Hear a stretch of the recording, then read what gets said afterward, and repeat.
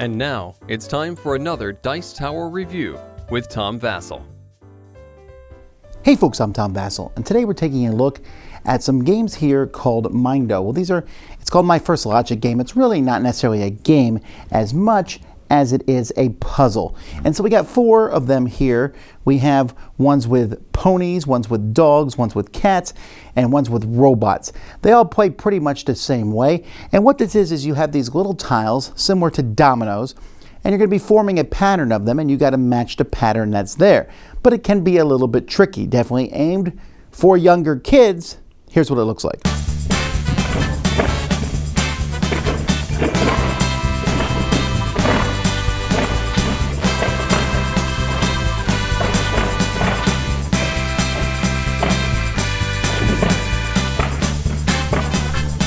Each box of Mindo comes, it's a magnetic box, and inside we have the rules, the tiles, and then a set of cards. Now the tiles are the same for all the boxes with just different pictures. So for example, here's a kitten in her basket. These are single tiles that are included with this game, along with 7 other tiles. Each tile is double-sided, so this one's red and purple on one side, pink and purple on the other side, double pink, and orange and purple. So what you're going to do is you're going to play through a set of cards. So for example, here, I'm trying to make this pattern. So I put this kitten here. It shows a pink, pink, orange, orange, purple, purple, purple, red. Well, that seems pretty simple, right? I'm pretty sure here's orange, orange. I'm pretty sure I can put that one here. Pink, pink will go here. Purple, purple is this one. And then now I just need to find a purple, red. There we go. Did I do it correctly? I turn it over and it shows me the solution. It's pretty simple, and 1 through 25 are pretty simple. Then it goes to a 4x4 grid, and it stays in a 4x4 grid. Although when you get to these farther ones, the solutions are much harder. Just because you see 2 pinks next to each other doesn't necessarily mean it's a double pink. It might be this pink next to this pink here, and it might be in this direction. None of them, though, are that difficult to figure out. I've also checked, and even though the tiles are the same in each of the different packs, the cards are going to be different. So, for example, this is the level 1 card for the robot right here. This is the level 1 card for the cat, the level 1 card for the dog. And I also went through and checked to see if the levels were duplicated anywhere else, and I couldn't find it at all. And then the level 1 for the pony right here. So you can see that they're all different. They're all pretty simple, but if you want to buy multiple sets of this, you're not going to get duplicates involved in them. So the artwork on these is pretty cute. You know, here's the pony ones. Very, very reminiscent of My Little Pony. The cards themselves, and the solutions are really easy for kids to pick out.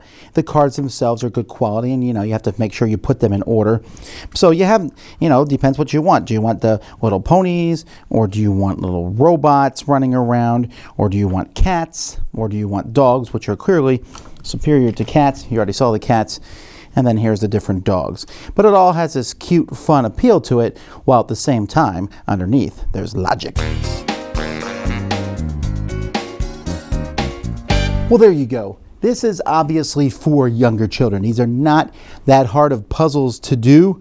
There's 60 of them in here, so I think it works really well. It says 5 or up. You might even get away with playing a little bit younger than that, or at least having them match the colors there. Obviously, the harder puzzles are going to be a little trickier, but my children were able to eventually figure it out. They were a little confused with some of the harder ones, but it's like, hey, flip these tiles over, move this. Because what will happen is they'll build the pattern halfway and say the rest of them don't fit. And you have to say, well, hey, to make them fit, you got to unbuild some of these other ones you have already built and figure out the right way to put them in there. An adult should have no problem with any of these, therefore you can help your kids. There's definitely something aimed at kids. And I do appreciate that these are not carbon copies of each other.